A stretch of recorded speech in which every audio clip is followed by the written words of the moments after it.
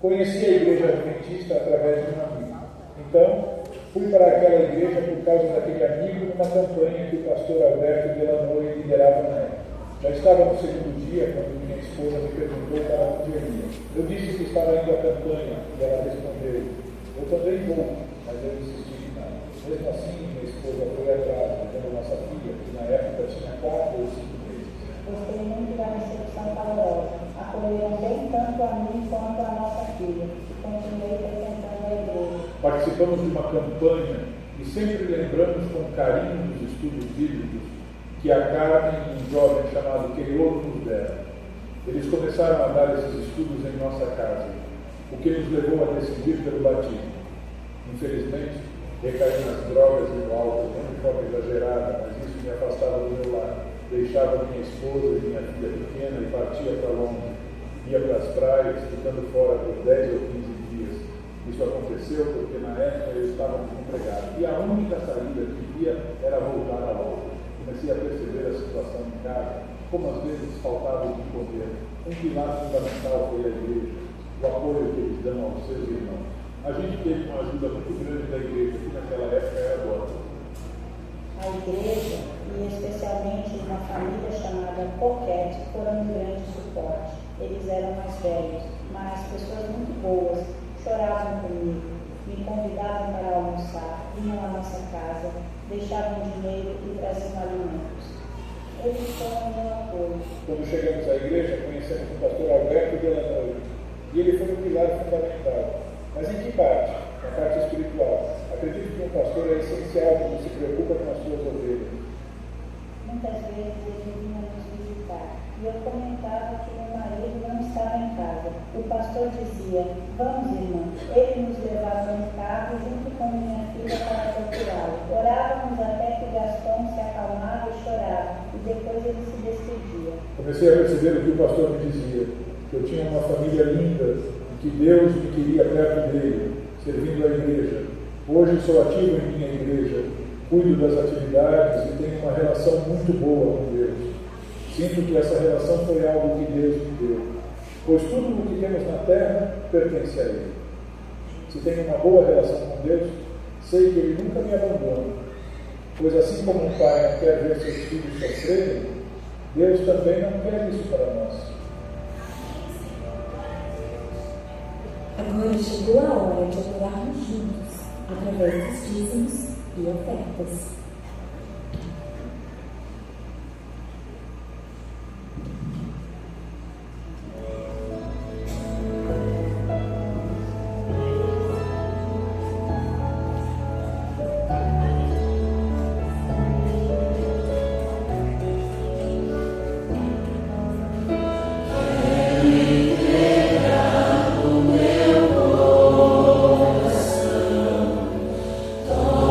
Senhor.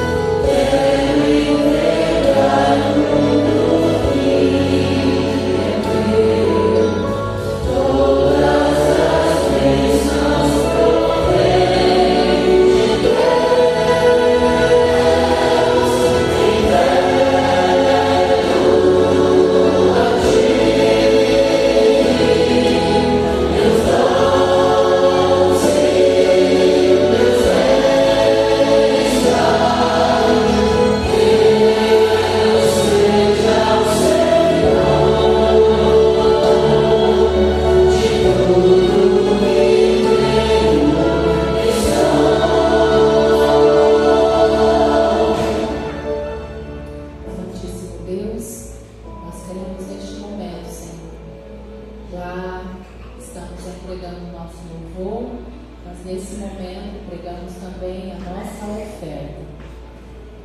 Em gratidão a tudo aquilo que o Senhor já tem nos dado. O pão que o Senhor não tem deixado faltar sobre a mesa. E nós também queremos que outras pessoas sejam alcançadas pelo Evangelho e pelo amor que o Senhor tem dispensado a nós. Que todos esses recursos, ó Deus, sejam usados para a propagação do Teu Evangelho. Nós te entregamos, ó Deus, tudo aquilo que o Senhor tem nos dado, com gratidão em nosso coração. Em nome de Jesus. Amém.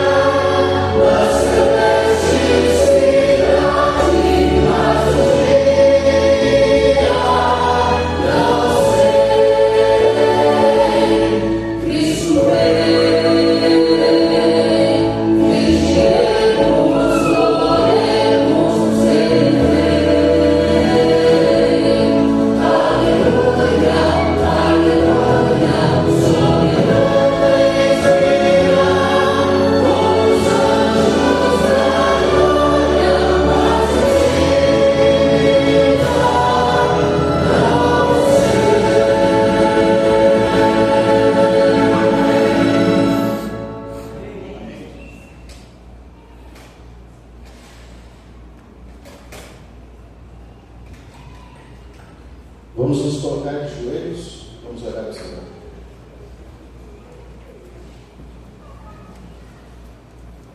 Senhor, nosso Deus e nosso Pai, nós nos achegamos, Senhor, nesse teu dia, nessas horas sagradas, chegamos diante do teu trono, confiando na graça de Cristo, porque só assim podemos ser recebidos diante do Pai, para clamar ao Senhor, que o Senhor nos abençoe, que o Senhor nos cure, mas que o Senhor também nos restaure e fortaleça a nossa fé, para que possamos entender o tempo solene em que a Igreja vive.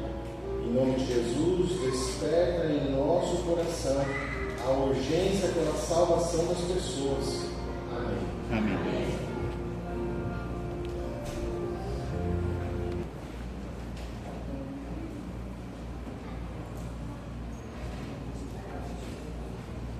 Bom dia a todos, feliz sábado.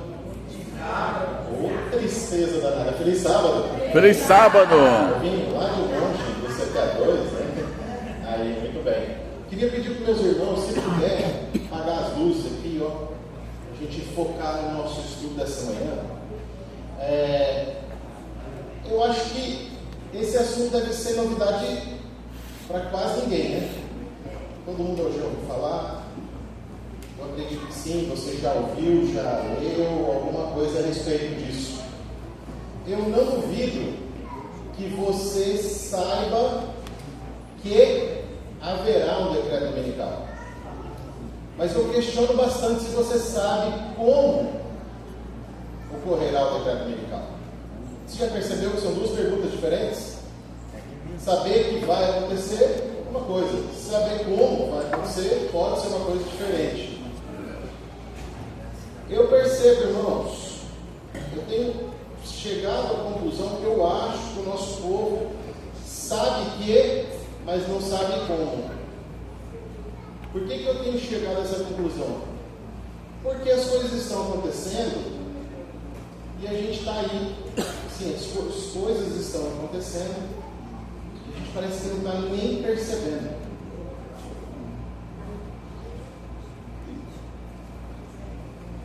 Se, irmãos, a igreja não percebe a solenidade do tempo que ela vive, a cada ano ela perde a sua identidade e sua história. Se a igreja não percebe a solenidade do tempo que ela vive, a cada ano que passa ela perde um pouquinho mais da sua identidade e da sua história.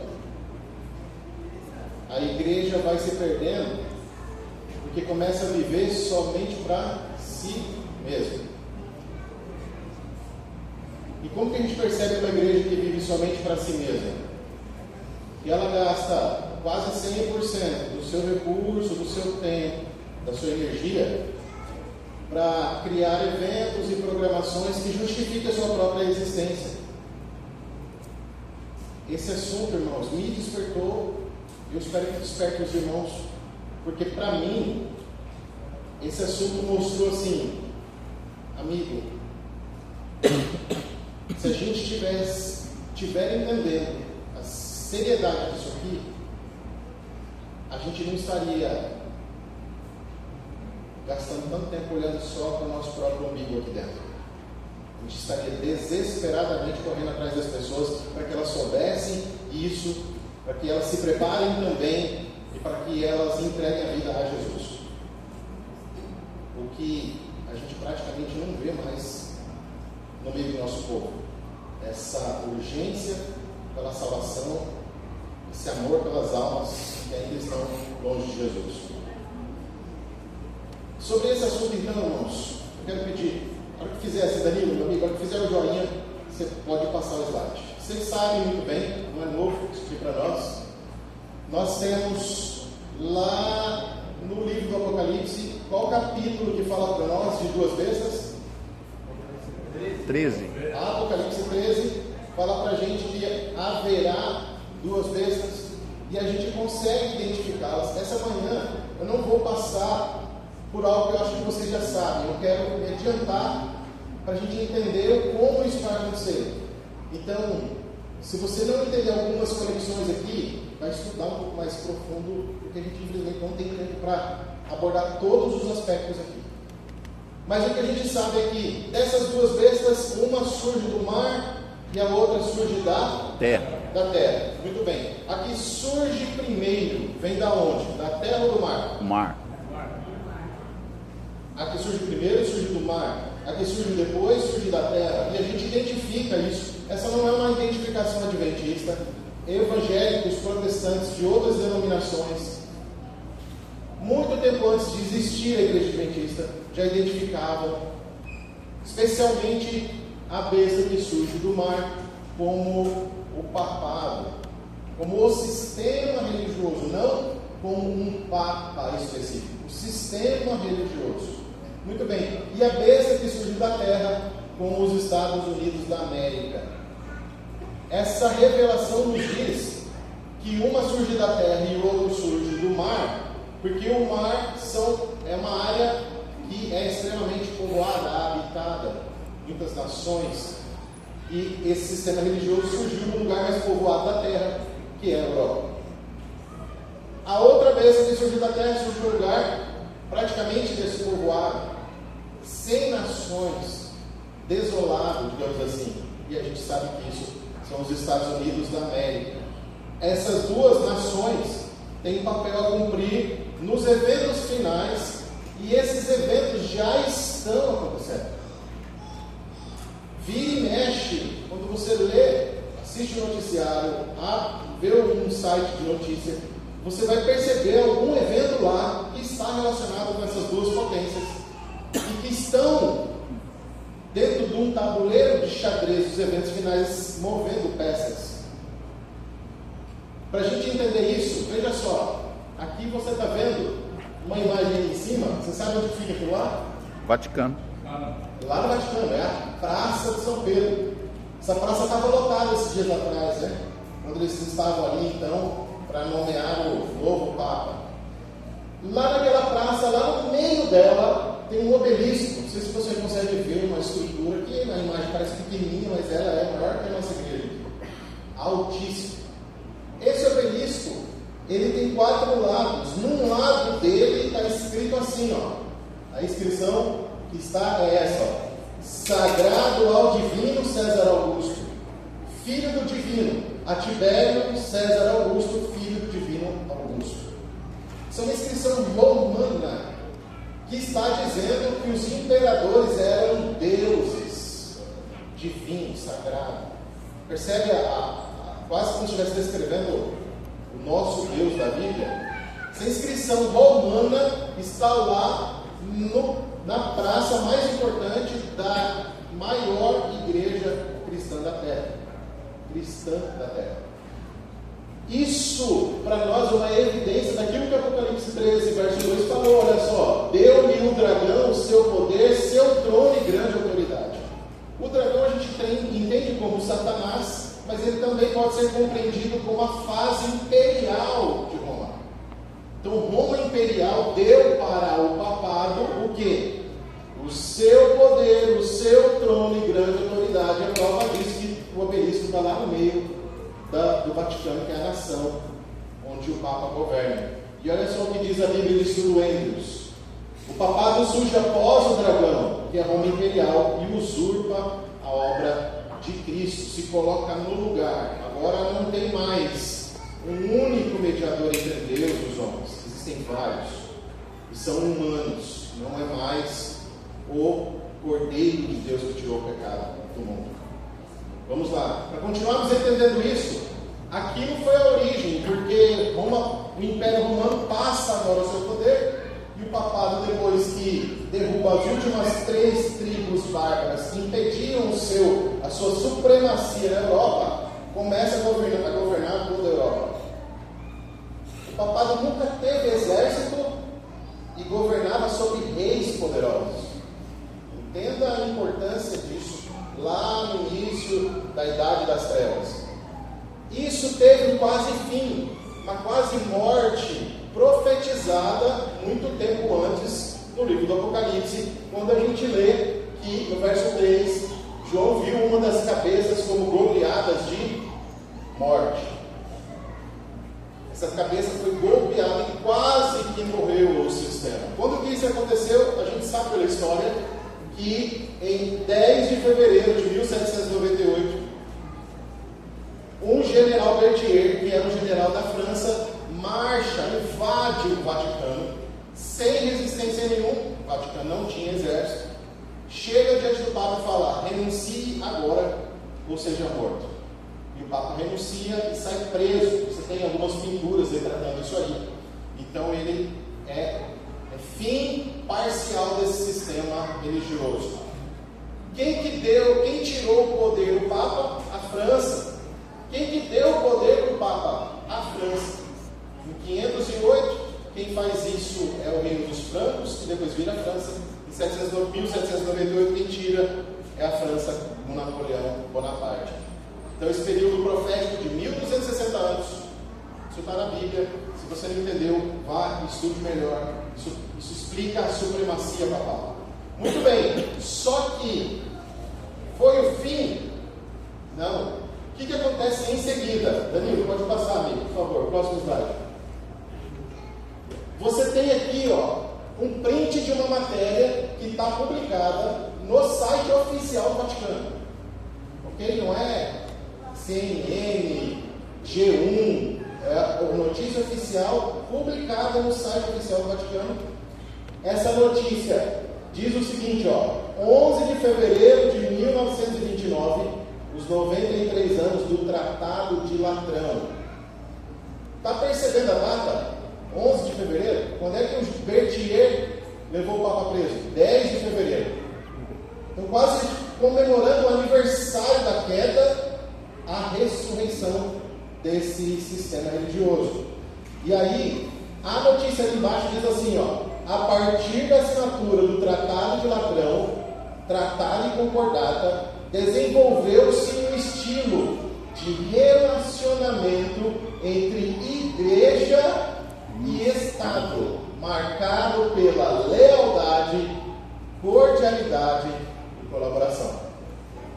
Eles estão mostrando o pensamento deles aqui. O Tratado de Latrão fez o que para a Igreja Católica? O Tratado de Latrão permitiu a criação do Vaticano. Era o governo italiano falando o seguinte: aquele pedacinho de terra ali agora é independente da Itália. Pode ter suas próprias leis, prender quem quiser prender, soltar quem quiser soltar, é independente. Então a ferida mortal começou aqui neste ano, 1929, o início do processo de cura. Essa cura ainda não foi totalmente alcançada, mas começou aqui. Olha só o que mais a matéria diz. Celebram-se nesta sexta-feira, essa matéria é de 2022, os 93 anos do Tratado de Latrão, graças ao qual foi resolvida a questão romana. E olha o termo que eles usaram na notícia deles: cicatrizando uma ferida que durou mais de 50 anos. O que a palavra de Deus disse séculos e séculos antes? Apocalipse 13, verso 3: mas essa ferida mortal foi curada, e toda a terra se maravilhou, seguindo a besta. Eles usaram quase a mesma palavra de Apocalipse 13. A maioria do povo de Deus nem sabia disso aqui. Percebe que a gente sabe o que, mas a gente tem dificuldade de entender o como. Só que não para por aqui, irmãos. Vamos seguindo. Esse Papa aí, Leão XIII, não confunda com Leão XIV, que é o atual Papa. Mas os Papas, eles têm um nome civil de cartório, só que quando ele se torna Papa, ele pode escolher qual é o nome de papado dele. E qual é o nome que ele escolhe? Alguém que ele admira, alguém que ele respeita, alguém que tem uma linha filosófica que ele deseja dar seguimento. O Papa atual é a sequência desse cara aqui. Leão XIII. Leão XIII. Ele falou assim: eu quero dar sequência nessa corrente de Leão XIII. Agora eu me chamo Leão XIV. O Papa atual, que é norte-americano. Não tem nada de coincidência em todas essas coisas que estão acontecendo. Esse Leão XIII foi Papa quando? Quando a besta que surge da terra se tornou independente. Então, quando os Estados Unidos conquistou sua independência, escreveu sua Constituição, e quem era o Papa era esse Leão XIII. Lembre que quando a Bíblia fala sobre a besta que surge do mar, diz que de início ela falaria como o quê? Cordeiro.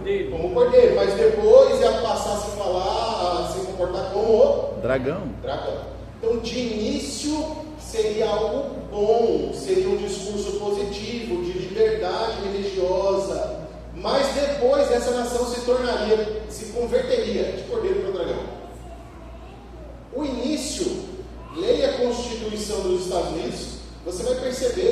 que eles têm uma democracia muito mais forte, muito mais respeitosa do que a nossa, sem dúvida nenhuma.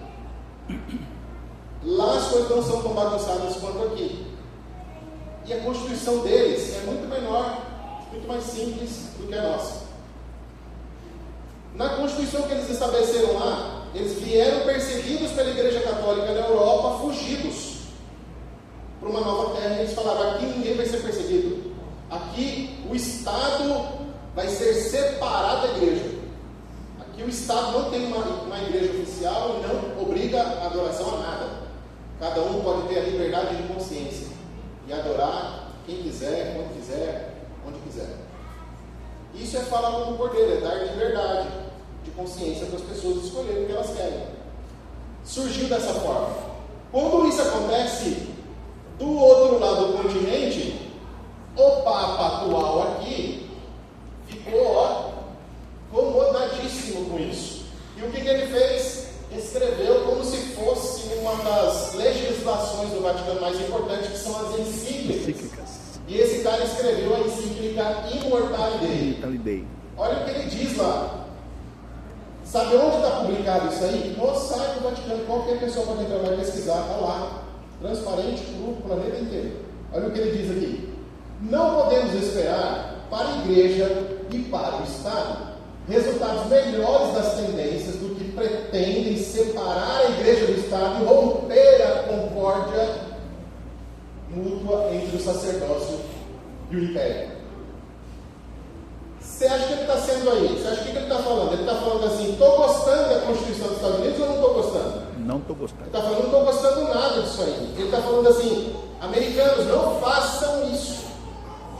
Isso vai ser trágico, isso é ruim. Não separe a igreja do Estado. É isso que ele está dizendo. Não vai dar bom isso. É a visão dele. Ele está falando assim: existe uma concordata, um concílio, um conluio. Tem que ficar assim. Para quem é interessante que o Estado permaneça aliado com a igreja? O próprio Vaticano. O Vaticano, a Igreja Católica se beneficiou durante os 1260 anos da união Igreja-Estado. Quando há união entre Igreja e Estado, um é senhor e o outro é servo. Jesus falou que não poderia haver dois senhores, né? Nessa união Igreja e Estado também não há dois senhores. O senhor e cabeça vai ser sempre essa igreja, nessa união.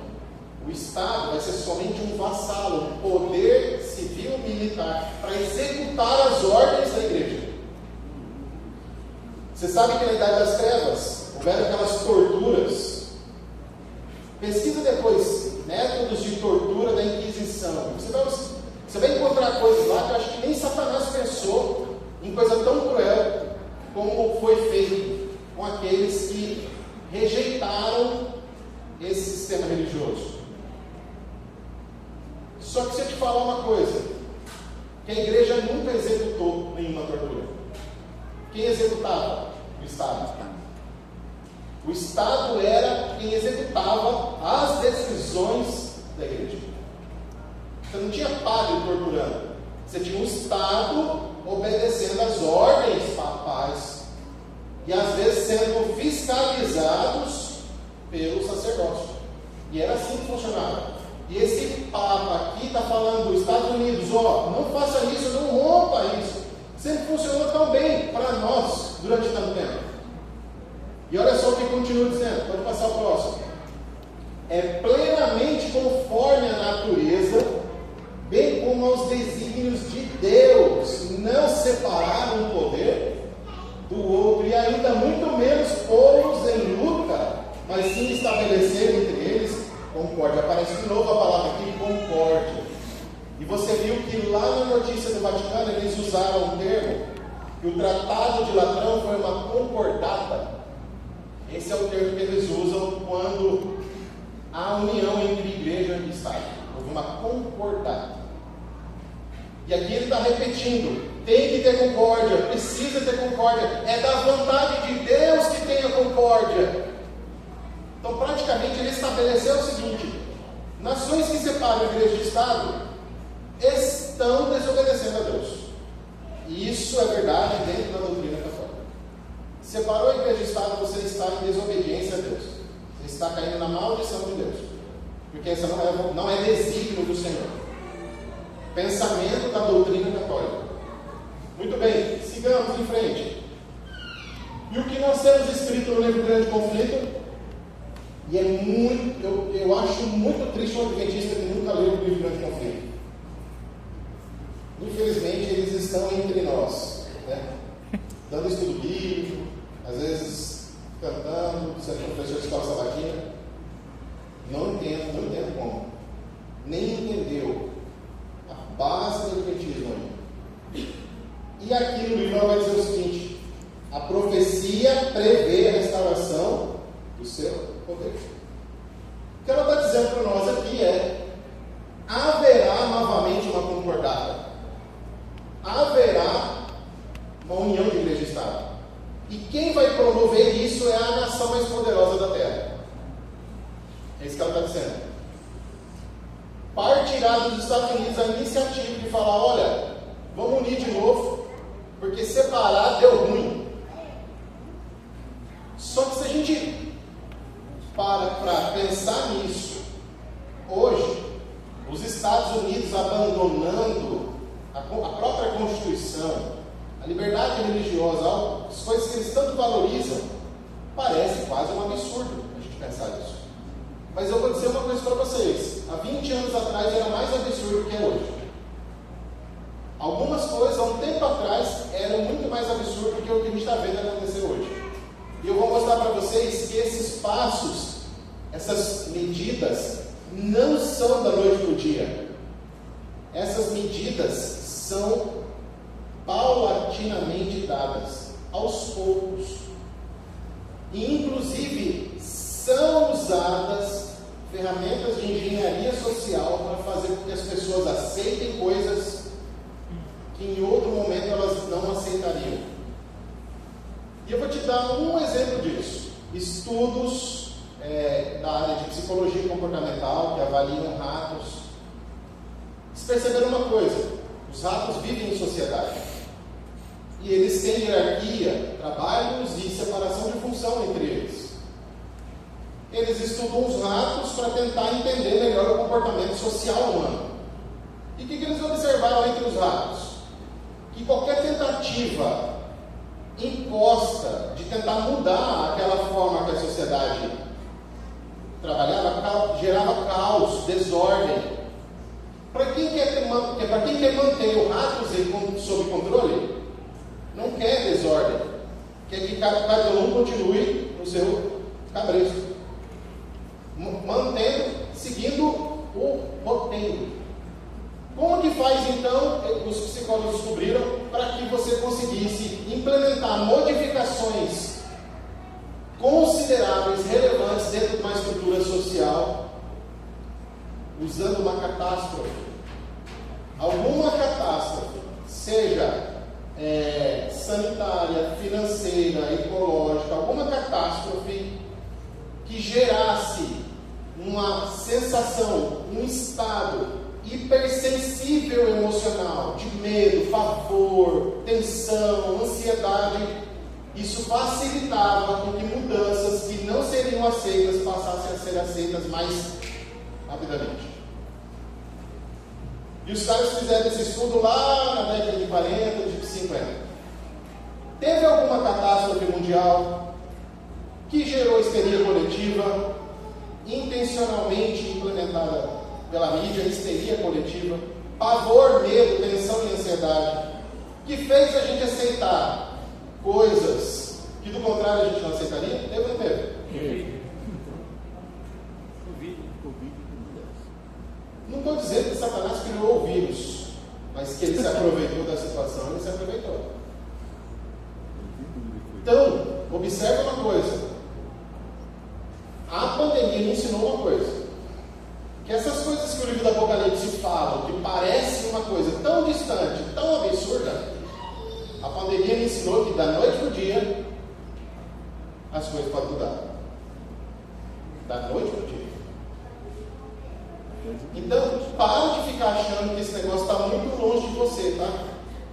para de ficar achando que isso aqui vai ser para os nossos netos. É um ledo engano isso. Eu vivo como se eu fosse ver tudo isso aqui acontecer, irmãos. Também. Essa sensação de urgência precisa estar na minha mente, porque senão eu perco identidade e perco propósito. Muito bem, vamos lá, vamos seguindo. Agora olha só, Apocalipse 3, verso 2 vai falar que os Estados Unidos vai fazer com que a terra adore quem? A primeira besta. Então, o assunto é a adoração, a gente já sabe disso, não é novidade. O foco é a adoração, e a gente sabe que os Estados Unidos vai obrigar toda a terra a adorar dentro do que significa o sistema católico de adoração. Os Estados Unidos vai obrigar a gente a adorar como os católicos adoram, ou do jeito que a Igreja Católica determinar que seja correta a adoração. Não tem mais liberdade de consciência aqui. Aqui já começa a imposição. Pode passar mais um, por favor. E a gente sabe muito bem que essa questão da adoração vai perspassar pela questão da lei de Deus. E dentro da lei de Deus, pelo dia de adoração. Porque o dia de adoração é a forma mais visível de adoração que a gente tem. Você pode dizer que ora. Ninguém tem como saber se é ora ou se não ora. Ninguém vai ser. Você vai perceber, eu não conheço ninguém expulso da igreja, removido, lido pela comissão aqui porque não estava orando. Durante aquele ano não fez 2 orações. Não tem como a gente saber. Mas a gente tem como saber se a pessoa não está guardando o sábado. Porque o sábado é visível, o sábado é transparente. O sábado você mostra para a sua família, para os seus vizinhos, para o seu patrão, para todo mundo, se você adora nesse dia ou não. Então a gente sabe que o selo de Deus é o sábado e que a marca da besta será, preste atenção na conjugação do verbo, será o domingo. Porque ainda não é o domingo. Será o domingo após o decreto dominical, que as pessoas terão a oportunidade de conhecer melhor o assunto e tomar decisão. Aí sim. Então, nesse momento, a gente tem que essa questão da adoração é central aqui. Pode passar, Danilo, por favor. Então, veja só o que nós temos escrito no livro Grande Conflito. O papado receberá homenagem. Ela está falando assim, então, como que o papado será adorado? Como que os Estados Unidos vão obrigar a Igreja Católica a receber a adoração? Ela está respondendo para nós. O papado receberá homenagem pela instituição, pela honra prestada à instituição do domingo, que repousa unicamente na autoridade da Igreja de Roma. Só que não são só os católicos que têm o domingo um dia santo. Simplesmente 99% dos protestantes.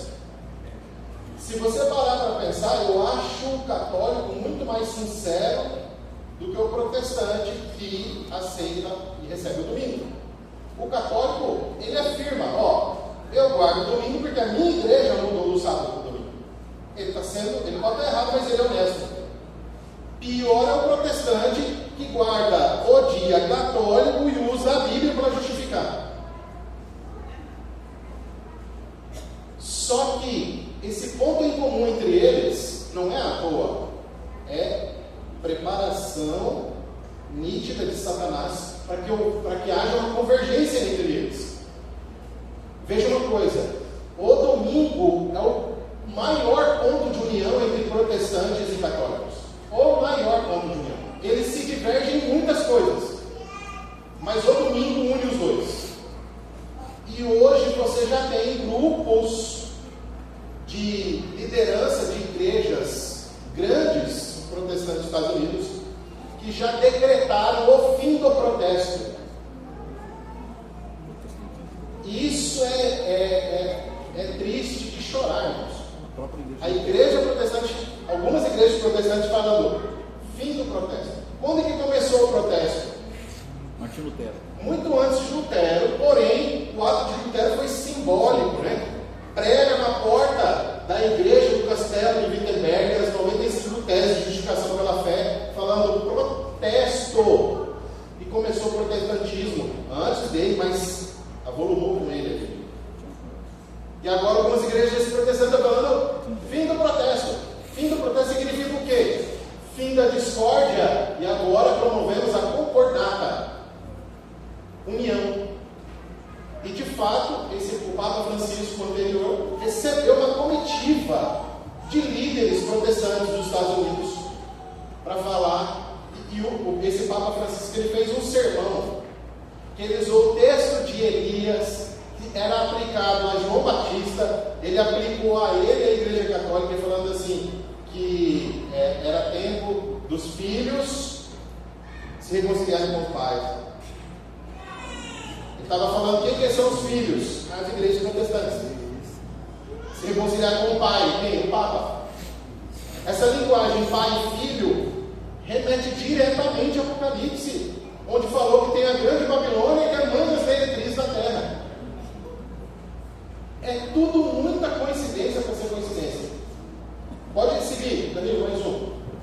O que aconteceu agora? Avançando no tempo, esse senhor aqui provavelmente você já o conheceu, né? Viu falar, viu ele vivo. Eu lembro que eu era bacurizinho assim, já morava aqui no CPA. E esse senhor veio de onde aqui? Ele veio de César Papa. César Papa. Exatamente, não tinha nada lá, né? Não passava ônibus na frente, não tinha estrada asfaltada. Eu lembro que minha família é uma mistura de maçom com católico com espírita. Nesse dia todo mundo queria ver o Papa, e o Papa acho que estava aí por volta de Cuiabá, Sol de Dia, alguma coisa mais ou menos assim. Pequenininho, me levado lá. E eu lembro que a gente ficou de muito longe e não vi o Papa, vi só uma tenda lá longe, o que eu vi era a gente desmaiando com o calor. E aí, anos depois, eu entrei lá no YouTube e vi algumas gravações desse dia, né? Tem alguns VHS lá. Esse senhor publicou uma encíclica também, chamado Dies Domini, que significa Dia do Senhor. O assunto aqui é o domingo, literalmente. E olha só o que ele diz aqui, ó. Isso foi em 1998. Por isso é natural, olha como ele coloca, é natural que os cristãos se esforcem, também nas circunstâncias específicas do nosso tempo, a legislação civil tenha em conta o seu dever de santificar o domingo. O que está oculto aqui? Qual é a intenção oculta aqui? Nenhuma. É total e transparente a intenção. A intenção vindo lá de Leão 13, não separar igreja e Estado, unir igreja e Estado. A intenção aqui, legislação para obrigar a adoração do domingo. Legislação, ele está falando aqui de legislação civil. O Papa não tem autoridade civil. Como é que ele vai conseguir isso? Só se houver união entre igreja e Estado. Ele precisa que o Estado que legisla crie leis para levar as pessoas a adorar o dia que ele santifica. Se não houver essa união, e ele está falando, que há muito tempo atrás ele está falando, é isso que a gente tem que fazer. Ele está dizendo, é natural que os cristãos se esforcem. Ele não está chamando você e eu. Ele está chamando toda a nação católica, os políticos católicos, falando, vocês têm uma obrigação de fazer isso aqui. É isso que ele está dizendo. Pode passar. Passa algum tempo depois, 2015, o que acontece? Nunca na história da nação dos Estados Unidos um Papa discursou no Congresso americano. Até o Papa Francisco. Esse evento foi histórico. E sabe o que acontece? Parece que a igreja nem percebeu que isso aconteceu. Todas essas coisas que eu estou falando para vocês passaram em anos que a gente estava aqui, reunia a comissão, decidia quem ia cuidar de tal departamento, não sei das quantas, e programava evento, não sei das quantas, e as coisas acontecendo. E vira um ano que a gente vai, repete tudo de novo. E a gente está aqui, ó, vivendo dentro da nossa caverna. E o negócio lá fora está pipocando. 2015, no primeiro discurso de um Papa ao Congresso norte-americano, Francisco criticou o fundamentalismo. Sabe o que o Francisco considerava fundamentalista? A interpretação citação literal do Gênesis. Quem eram os fundamentalistas para ele? Quem entendia que o Gênesis falava de um dia literal de 24 horas. O fundamentalista para ele aqui, ele incluía num bojo só o cara que colocava bomba e ia explodir uma cafeteria e o cara que interpretava literalmente o dia de 24 horas do Gênesis. É isso. Todo mundo para ele era a mesma coisa. Fundamentalista. E ele pediu aos parlamentares ações para o combate ao aquecimento global, que é uma outra furada, assunto para uma outra discussão. Vamos lá, seguindo, Danilo. Mas aqui é onde eu queria chegar, irmãos. E essa parte aqui eu sei que vai ofender alguns. E se você ficar ofendido, só quero que você faça uma pergunta. Você vai ficar ofendido com o que eu estou dizendo, com o que a palavra de Deus está falando? Maravilha! Preste atenção numa coisa. Nos Estados Unidos, não é uma bagunça igual aqui, que tem 50 partidos, depois surge mais 50 partidos e todos eles são financiados com dinheiro seu do seu bolso. Lá não é assim. Lá tem dois. São duas correntes filosóficas, doutrinárias, são dois. Sempre foram dois. E até Jesus voltar, provavelmente vai continuar sendo dois. Você tem o Partido Republicano, o Partido Democrata. O Partido Democrata é o que a gente chama de esquerda. O Partido Republicano é o que a gente chama de direita. O Democrata, eu coloquei a foto ali, ó, do antigo presidente, tá vendo? Joe Biden. Quem eram democratas? O Obama, o Biden, que era vice do Obama, esses são democratas. Quem são republicanos? O Trump, que veio antes dele, o Bush. Beleza. O que eles defendem? Que são opostos um ao outro. Os democratas defendem o progressismo, enquanto a direita defende o conservadorismo. Os democratas defendem casais homossexuais e a direita defende casal heterossexual. Os democratas defendem ideologia de gênero. A direita defende apenas homem e mulher. A esquerda defende uma economia estatal, o Estado que sabe como você tem que cuidar do seu dinheiro. A direita defende uma economia liberal, menos intervenção do Estado e você se vira para cuidar. Tipo assim, na economia liberal, o Estado não vai ficar te dando plano de saúde, ele te cobra menos imposto, sobra mais dinheiro do seu bolso, você faz o plano de saúde que você quiser, paga, não paga, problema seu. Mais ou menos assim. Muito bem, Danilo, pode passar mais um. Quando eu vi isso aqui, isso tudo que eu estou falando para vocês, eu tirei de um livro chamado Apocalipse 13, de um autor chamado Marvin Moore. Esse livro é da Casa Publicadora Brasileira. A capa dele tem a Estátua da Liberdade, assim. Quando eu li tudo isso, a pergunta que eu me fiz foi essa aqui. De qual lado virar o decreto militar? Direita. O que vocês acham, não? Conservador, direita. Não tem como vir dos dois seria uma possibilidade. Vamos analisar essa possibilidade. Não tem como vir porque ou um vai estar governando ou outro. E quem governar e tiver maioria é o que vai decidir. Se ele governa e não tem maioria, fica meio que no empate. Os negócios só acontecem se quem estiver governando for de um lado e tiver a maioria. Então, seja da esquerda ou seja da direita, ele tem que estar governando, ele tem que ser o presidente e tem que ter maioria no Congresso que aprova a lei. Senão não acontece nada. Então, obrigatoriamente, ou é um ou é outro. Qual dos dois lados você acha que vai exigir uma adoração no domingo? Conservadores, com certeza. Qual dos dois lados se importa com a questão da família, da igreja, da moralidade? Conservadores, direita. Irmãos, eu juro para você, eu tenho as minhas preferências, eu não sou esquerdista, eu odeio, abomino o marxismo, mas quando eu li isso aqui foi um soco no meu estômago. Porque de repente eu comecei a perceber que talvez eu e a minha igreja e muitos, que às vezes brigam mais por conta de presidente do que pelo evangelho, estão alimentando um sistema que no futuro vai perseguir a gente.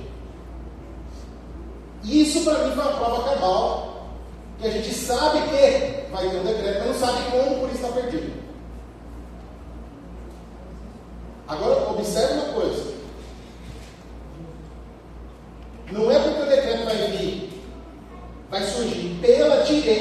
cristã que a gente vai agora desaprovar os valores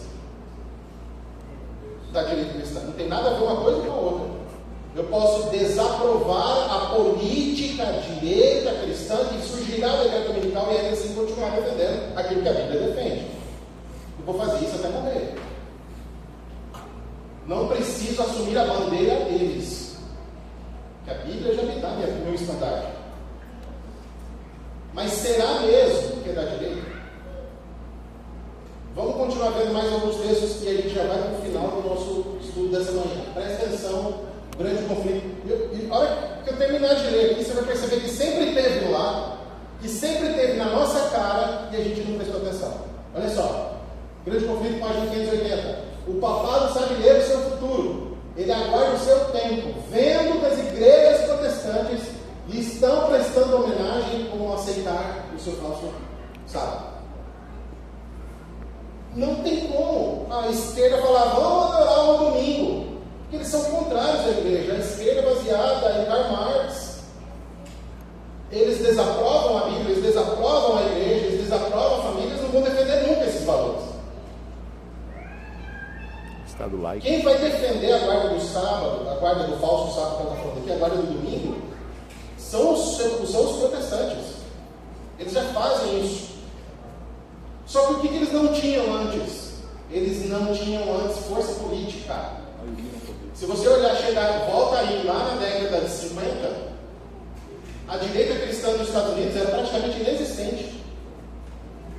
E aí, alguns pastores de algumas denominações falaram assim, peraí, o nosso objetivo é evangelizar a nossa nação. Ficando dentro da igreja, a gente não vai conseguir isso. A gente precisa ir para os cargos políticos. E aí ganhar a nação para Cristo. Eles mudaram o foco do evangelismo individual para a imposição coletiva.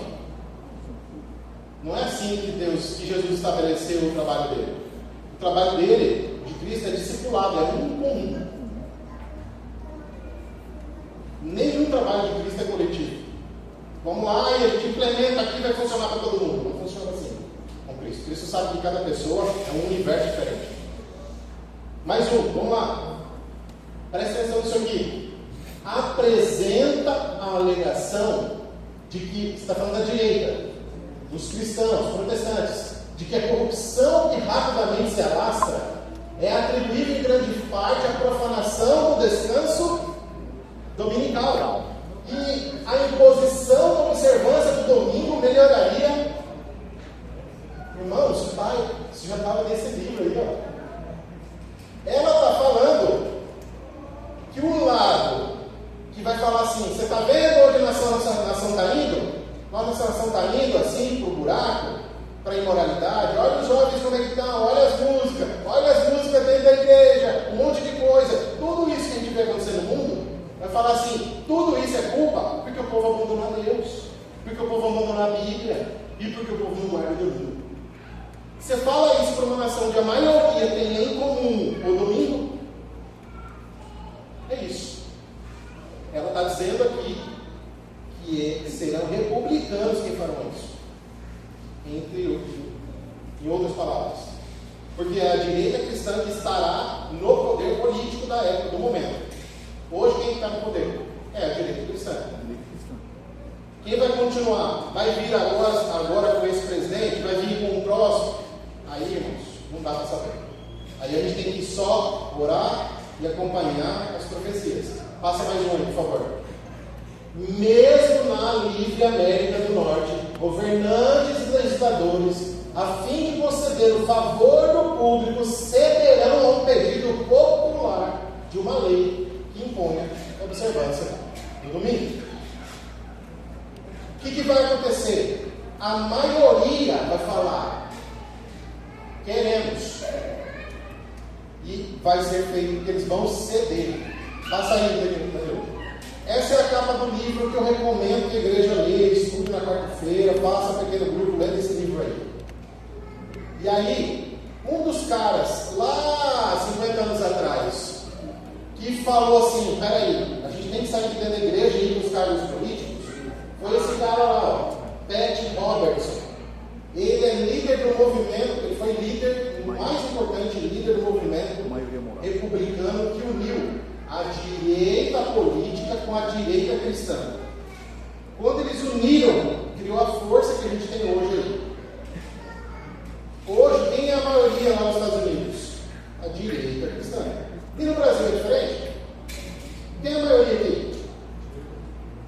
Bolsonaro e Deus, né? Tem candidato de um lado aí que não sai na rua, porque tem ninguém.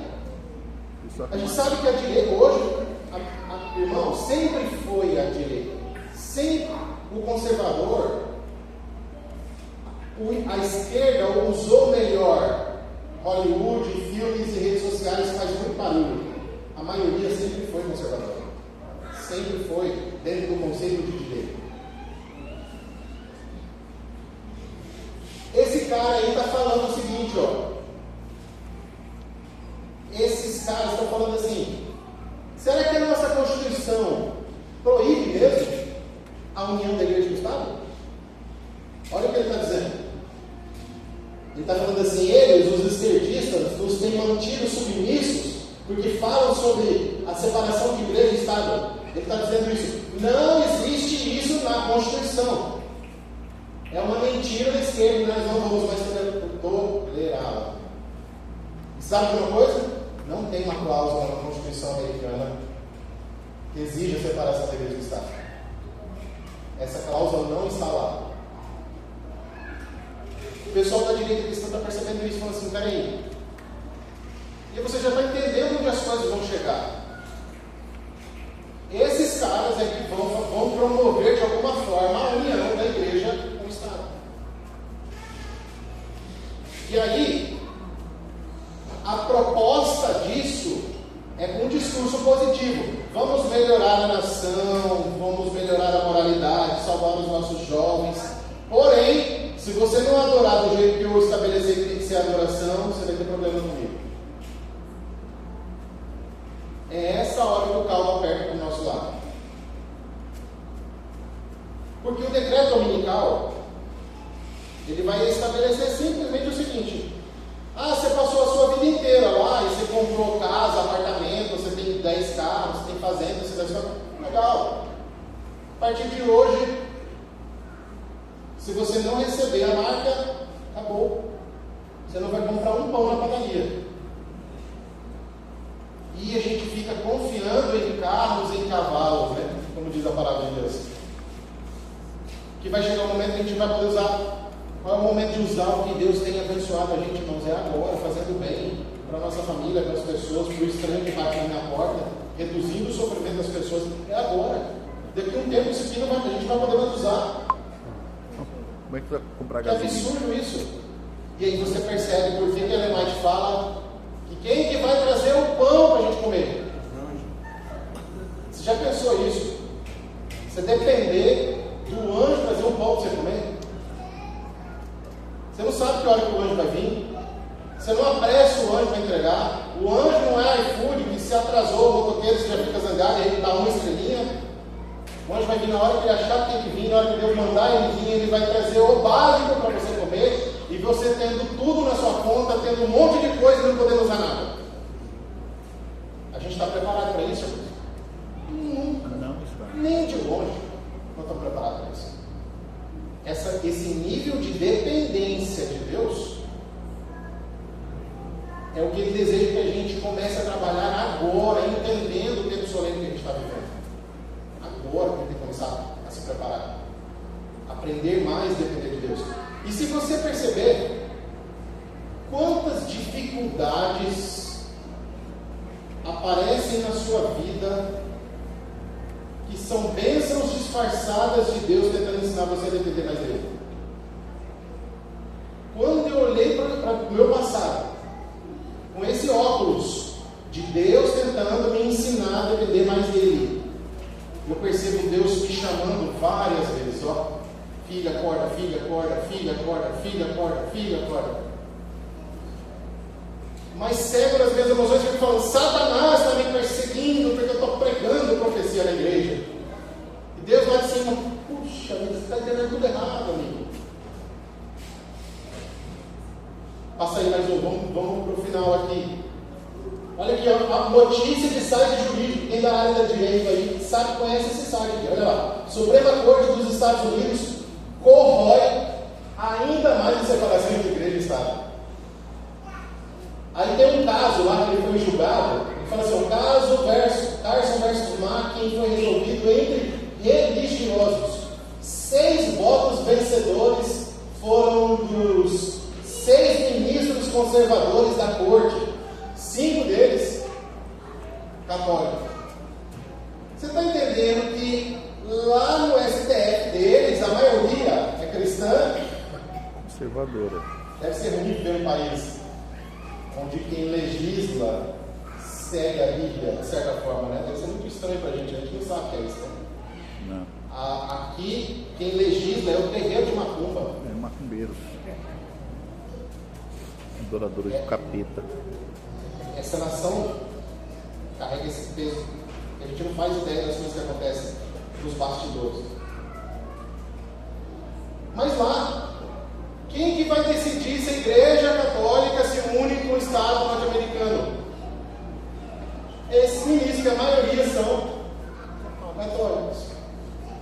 Tudo sendo preparado assim, ó, devagarzinho. Tabuleiro de xadrez. Passa mais um, Danilo, por favor. E aí, o que a gente tem na última eleição aí? A vitória mais esmagadora das últimas décadas que os republicanos tiveram. Quem tem a maioria lá? Presidente de direita. Os legisladores são maioria de direita, aprova o que quiser. E vocês viram que algumas coisas estão sendo aprovadas lá algumas coisas estão aprovadas lá que eles estão fazendo para punir aqueles que perseguiram americanos em território estrangeiro. Vai respingar alguma coisa aqui no Brasil sobre isso também. E aí, o que a gente fica feliz? Ah, legal. Isso aí, ó, vai perseguir gente que a igreja não gosta. E a gente, ei! E a hora que esse foguete mirar para nós? A gente não pensa assim. Pela decisão da cabeça de quem? Eles podem falar, agora vamos parar de ir atrás desse e vamos atrás desse. Da noite pro dia, irmão. Da noite pro dia, dá da cabeça um sopro de Satanás no ouvido da pessoa. Fala a verdade. Tem uma galerinha aqui bem rebelde, né? Está todo mundo querendo a paz mundial, o equilíbrio ecológico, a família, adorando todo mundo no mesmo dia, mas tem um grupinho chato aqui. Se a gente não fizer nada, eles vão destruir a harmonia que nós alcançamos com tanto esforço. É isso, não. E aí você acha que quem estiver do lado de lá vai falar, não, gente, faça isso que eles não. Eles não fazem nada, ó. Eles não fazem nada no sábado. Eles atrapalham a vida de ninguém. É nesse momento que a Ellen White fala que aqueles que um dia sentaram do nosso lado do banco serão os piores perseguidores. Porque quem vai levantar lá e falar assim, ah, vocês não estão achando o Hugo? Eu já sei onde ele fica, ó. Tem um lugarzinho lá que ele se esconde lá, bora lá. Já conhece você, comeu dentro da sua casa. Quem serão? Não sabemos, só dá para ter misericórdia da vida dessas pessoas, mas vai acontecer o que ela falou. Passa aí, Danilo. Quem é o vice-presidente hoje? Católico de Davis. Esse carinha aqui, ó. J.D. Vance. Tem até um filme contando um pouco da história dele. A história dele é muito bonita de superação. A mãe dele era usuária de droga, ele teve um inferno na vida dele. Hoje ele é vice-presidente. Esse cara era evangélico. O que ele fez? Se converteu ao catolicismo. Hoje ele é católico. Esse cara, ele é mais conservador que os conservadores. Por isso ele é considerado paleoconservador. O conservador raiz das antigas. O Trump é meio mulherengo, todo mundo sabe a história dele lá e tal. Depois que tentaram matar ele, que daí ele começa a perceber, porque ele é cercado de religiosos, falando agora Deus colocou um propósito na sua vida. Então ele mudou um pouco o pensamento. Mas esse cara aqui é mais conservador que o Trump. E nos Estados Unidos, existe um histórico de que o vice se torna o próximo presidente depois que termina a reeleição desse presidente.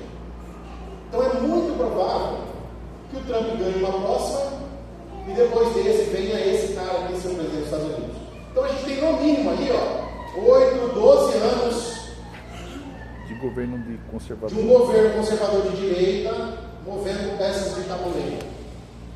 É isso que espera da gente, mais ou menos, uma prospecção de futuro em relação ao mundo político dos Estados Unidos. Só que aí tem um detalhe. Esse cara, quando converteu ao catolicismo, ele falou assim: o meu padrinho vai ser Agostinho de Hipona. Infelizmente, a maioria dos que estudam profecia não faz ideia de quem foi Agostinho de Hipona. Agostinho de Hipona foi um católico que escreveu um livro chamado A Cidade de Deus, e nesse livro ele simplesmente reinterpretou as profecias de Daniel. Sabe o que ele fez? A gente entende que a profecia de Daniel lá, vem a estátua, chegou na pedra, bateu no pé, quem que é a pedra? Jesus. Pois é, ele falou, não, a pedra não é Jesus, a pedra é a Igreja Católica. Ela quem vai destruir os reinos impuros, desobedientes, idólatras da terra, e é ela que vai crescer e dominar toda a terra.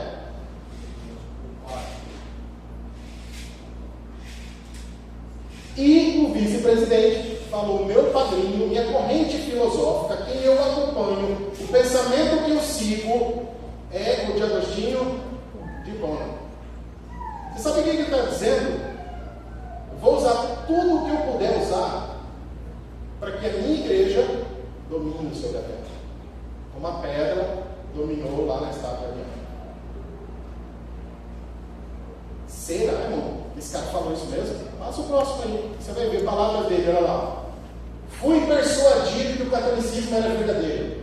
E Agostinho me deu uma maneira de entender a fé cristã de uma forma fortemente intelectual, descrevendo ainda mais o alinhamento da teologia católica com as suas visões políticas. Igreja e Estado. Irmãos, e está tudo aí que a gente nem está vendo o que está acontecendo. Danilo, por gentileza, aí. A estratégia de Satanás tem que tirar o chapéu para a estratégia de Satanás. Tem que tirar o chapéu. Olha só o que a gente vai falar lá no livro Obreiros Evangélicos, página 157. Satanás e seus agentes são mais espertos do que os nossos obreiros.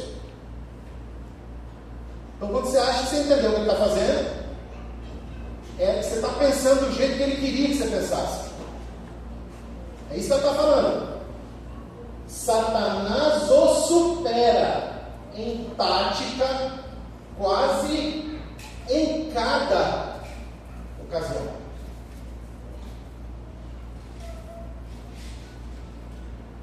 Qual é a estratégia que Satanás está usando?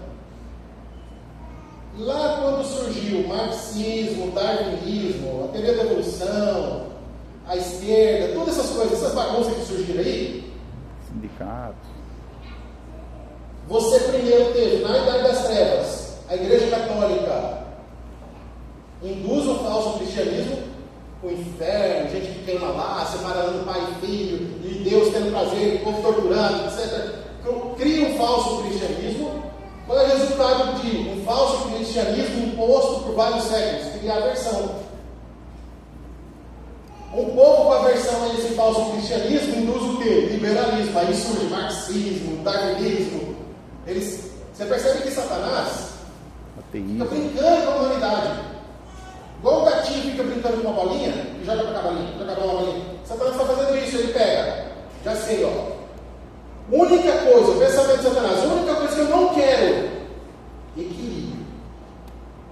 Ou a gente empurra a galera para o extremo, ou empurra a galera para o extremo. Deixe-nos viver nos extremos, mas nos impeça de viver o equilíbrio das coisas. Então, vai para o extremo do cristianismo, para que ele se afaste da palavra de Deus, falso cristianismo, e fica lá. A humanidade fala: não quero mais saber de igreja, não quero mais saber de religião, porque na verdade o esquerdismo é uma forma de se rebelar contra esse falso cristianismo, se você parar para pensar. O ateísmo que começa a surgir não é um ateísmo contra esse Deus da Bíblia aqui. É um ateísmo contra esse Deus que manda para o inferno.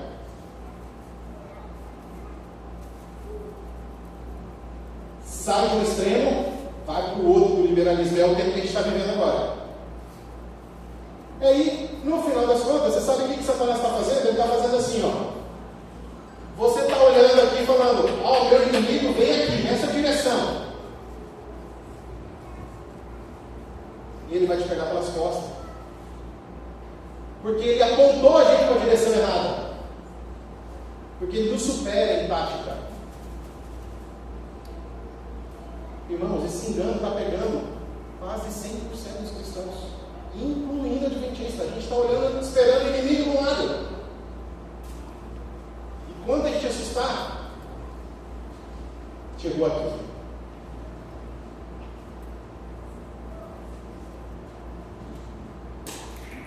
Satanás, esse texto estava na lição da escola sabatina do trimestre passado. Satanás está preparando seus enganos para que na última campanha contra o povo de Deus, eles não percebam que é Ele. E eu vou falar para você, ele está conseguindo. Até hoje ele conseguiu. Que agora você vai ficar mais esperto. Que Deus os abençoe, irmãos. E que isso aqui possa ser só uma forma de chacoalhar a nossa curiosidade para que a gente se debruce mais tempo no estudo da palavra, no espírito de profecia, para que a gente se prepare a nossa família, prepare a igreja e prepare as pessoas que estão aqui. Amém. Dúvidas? Perguntas? Eu vou estar na porta, só para a gente orar. Podemos orar? Podemos. Vai ter música, beleza. Mensagem musical. Deus seja louvado. Amém.